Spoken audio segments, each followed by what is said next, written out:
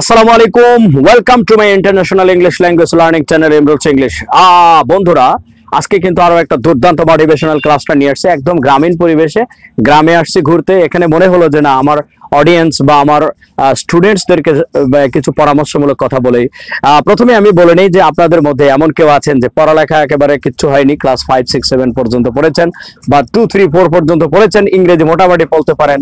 তাদের জন্য আজকের এই ক্লাসটি কিন্তু অসাধারণ এবং দুর্দান্ত হবে। প্রথমে বলে নেই, আমি একদম জিরো লেভেলের যারা আছেন, একদম জিরো লেভেলের, আমি বলতেছি না যে হিরো লেভেলের, ওকে, জিরো লেভেলের যারা আছেন, এই শুরু করব কি করব না, করব কি করব না, এরকম ভাবে আপনার অনেক দিন অতিবাহিত করেছেন কিন্তু এখনো শুরু করা হয়নি।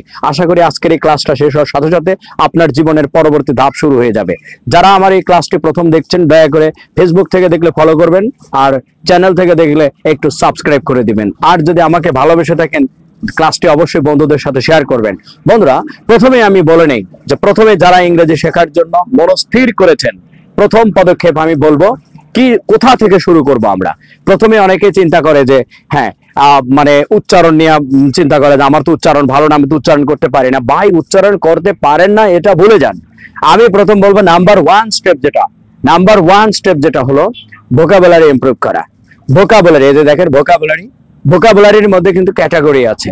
ভোকাবুলারির মধ্যে প্রথম যদি গুরুত্ব দিতে বলি, দেখেন চারটা বিষয়, আপনার চারটা ভোকাবুলারি আপনার বেশি বেশি জানতে হবে। নাম্বার ওয়ান যেটা জানতে হবে ভার্ব, নাম্বার 2 যেটা জানতে হবে অ্যাডভার্ব, নাম্বার 3 অ্যাডজেক্টিভ, নাম্বার 4 হচ্ছে নাউন। মোস্ট প্রবাবলি আপনাকে এর সাথে একটা জিনিস আমি ইনক্লুড করতে বলবো, সেটা হলো প্রিপজিশন। এখন যদি বলেন এই পাঁচটার মধ্যে সবচেয়ে বেশি গুরুত্ব দিয়ে কোনটা, কোথা থেকে শুরু করবেন, আমি বলবো ভার্ব থেকে শুরু করবেন। ভাই, সকাল থেকে সন্ধ্যা পর্যন্ত আপনি যে কথাগুলোই আমি বলি না কেন, ওই সবগুলো কথার মধ্যে বেশিরভাগ কিন্তু থাকে কাজ। এই জন্য ভার্বের বাংলা হচ্ছে ক্রিয়া। সো এই ভার্ব থেকে আপনি ভোকাবুলারি শুরু করেন। এখন আপনার মনে প্রশ্ন জাগতে পারে যে স্যার, ভোকাবুলারিটা আমি কিভাবে পড়বো, আমার তো মনে কিচ্ছু থাকে না। ভাই, আমি ইংরেজিতে অনার্স মাস্টার্স করেছি, আমারও ইংরেজি ভোকাবুলারি মনে থাকে না। যে যত বেশি প্র্যাকটিস করবে তার তত বেশি মনে থাকবে, 100% গ্যারান্টেড স্পিচ। আমি মনে করি যে যার যত বেশি মানে প্র্যাকটিস করবেন, যেমন ভোকাবুলারি আমি শিখলাম কিন্তু স্পোকেনে প্রয়োগ করলাম না, তাহলে তো আমরা ভুলে যাব। আমি আশা করি বিষয়টা আপনাদেরকে বোঝাতে পেরেছি। সো নাম্বার ওয়ান যেটা, আমরা ভার্ব শিখবো, ভোকাবুলারি শিখবো, ভার্ব দ্বারা শুরু হবে।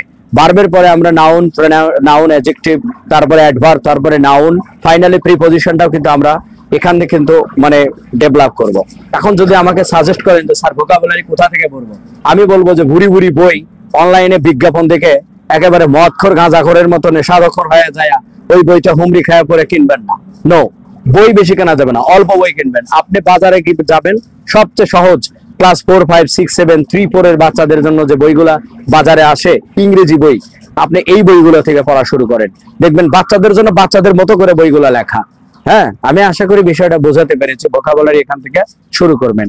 নাম্বার 2 পরামর্শ থাকবে ভাই, tense.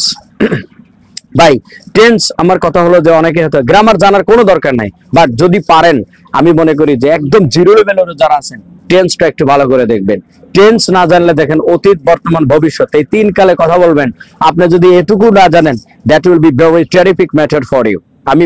I believe that you need to start your mission very dangerously. যদি আপনার উদ্দেশ্য হয় ইংরেজি শেখা, তাহলে আমি পরামর্শ দেবো যে আপনি ভোকাবুলারিটা মানে টেন্সটা অবশ্যই কিন্তু ভালো করে আয়ত্ত করবেন। তবে বই পুস্তকে যেভাবে টেন্স দেওয়া আছে, আমি মনে করি ওটা একটু শিখতে কষ্ট হবে। আমার চ্যানেলে কিন্তু ক্লাস দেওয়া আছে টেন্সের উপরে, তারপরে ডেসক্রিপশন বক্সে ক্লাসগুলো আমি লিংক দিয়ে রাখবো, অবশ্যই টেন্সের ক্লাসগুলো দেখবেন, আশা করি উপকৃত হবেন। নাম্বার 3 যেটা বলি ভাই, এটা হচ্ছে সবচেয়ে বেশি ইম্পর্টেন্ট, প্র্যাকটিস। আপনি ভোকাবুলারি শিখলেন, টেন্স শিখলেন, এখন যদি প্র্যাকটিস না করেন, তাহলে ভাই, আমার জীবনে দেখা, আমার এই 10 বছর 15 বছরের শিক্ষকতা জীবনে আমি প্রায় 1000-এর উপরে ক্লাস নিয়েছি। অনলাইন অফলাইন ক্লাস মিলে প্রায়, অফলাইনে প্রায় 1000-এর উপরে, 1500-এর উপরে ক্লাস নিয়েছি আমি। সো 1500 ক্লাস নেওয়ার অভিজ্ঞতা থেকে আমি বলি, যে সকল ছাত্রছাত্রীরা জীবনে সফল হয়েছে ইংরেজি বলতে, তাদের ম্যাক্সিমাম প্রচুর প্র্যাকটিস করেছে। ভাই, আমি আপনাকে বলবো, আপনার ইংরেজি শেখার জন্য আপনার সবচেয়ে গুরুত্বপূর্ণ এটা প্র্যাকটিস, অনুশীলন করতে হবে মাঠে ঘাটে। এখন বলছেন আমার তো কেউ নাই, আপনি এই যে বাঁশ আছে, কলা গাছ আছে, হ্যাঁ, এই যে কলা গাছ দেখতে পাচ্ছেন। আমি একটা সময় কিন্তু এটা আমি আমার বাড়ির পাশে ভিডিওটা করছি, আমি কিন্তু এই যে নির্জন জায়গায় এসে আমি ইংরেজি প্র্যাকটিস করেছি। আপনি অবাক হবেন যে আমি এখন যে জায়গায় দাঁড়িয়ে আছি, এই জায়গা থেকে কিন্তু আমি ইংরেজি প্র্যাকটিস করেছি একটা সময়। আমার গ্রামের বাড়ি এসেছি, সেখানে এসে কিন্তু আমি আপনাদেরকে এই জায়গা স্মৃতিময় জায়গায় দাঁড়িয়ে কিন্তু আপনাদের জন্য ভিডিও তৈরি করছি। প্রথমে যে কথাটা বলবো যে প্রচুর প্র্যাকটিস করতে হবে, ইউ হ্যাভ টু প্র্যাকটিস এ লট, প্র্যাকটিসের কোনো বিকল্প নাই। সো এভাবে যদি আপনি এই তিনটা স্টেপ, নাম্বার 1 ভোকাবুলারি, নাম্বার 2 হচ্ছে টেন্স, নাম্বার 3 হচ্ছে প্র্যাকটিস, প্রচুর প্র্যাকটিস করবেন। যত প্র্যাকটিস করবেন ইংরেজি তত সহজ হবে। আরো একটা প্র্যাকটিস করার কৌশল আমি বলে দিই, বিশেষ করে আপনি যদি ঘরের মধ্যে বসে থাকেন, বিশেষ করে নির্জন জায়গায়। আমি সেদিন দেখলাম ঠাকুরগাঁয়ের একটা ছেলে অনলাইনে সে একটা মানে ভিডিও দিয়েছে, ওখানে সে দেখাচ্ছে যে কোথায় প্র্যাকটিস করে। ভাই এই গ্রামের মানুষ বা এলাকার মানুষ, পাশের বন্ধু, সেও শত্রু হয়ে যাবে, কারণ ইংরেজি প্র্যাকটিস করা কেউ পছন্দ করে না, যে ও কেন আমার চেয়ে ভালো পারবে। এজন্য আমার আপনাকে কি করতে হবে, নির্জন জায়গায়, যেমন আমি কিন্তু এখন নির্জন জায়গায় এসেছি, এখানে কেউ ডিস্টার্ব করছে না, এখানে কেউ বিরক্ত করছে না, I am feeling very happy and good. আমি আপনাকে বলবো যে আপনি যদি এইভাবে আগাতে চান তাহলে আপনাকে অবশ্যই প্রচুর প্র্যাকটিস করার জন্য একটা নির্জন জায়গা খুঁজতে হবে।